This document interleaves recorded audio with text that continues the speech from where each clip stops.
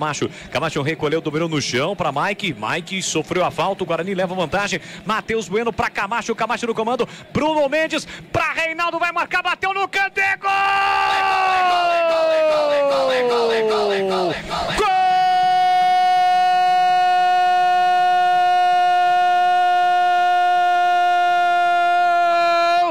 Do Bugre!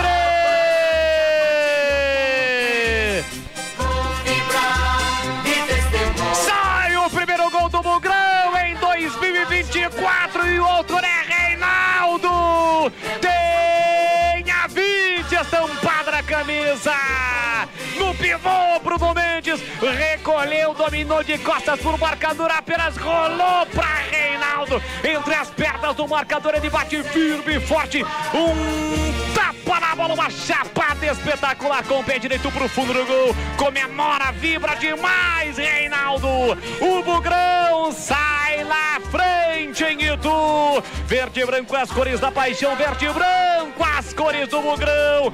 Avante, avante, avante, avante, avante, Bugrão. Reinaldo em uma assistência espetacular de Bruno Mendes. Olha o povão festejando, olha a galera bugrina vibrando, porque balançou a rede, é gol. E é gol do Guarani em Itu.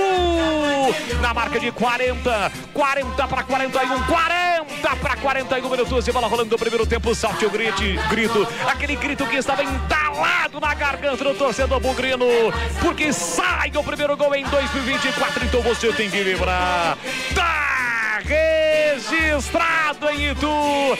Reinaldo, Guarani 1, Ituano 0. Jefferson Paulino não chora não, goleirão, porque a bola dorme no fundo da sua rede.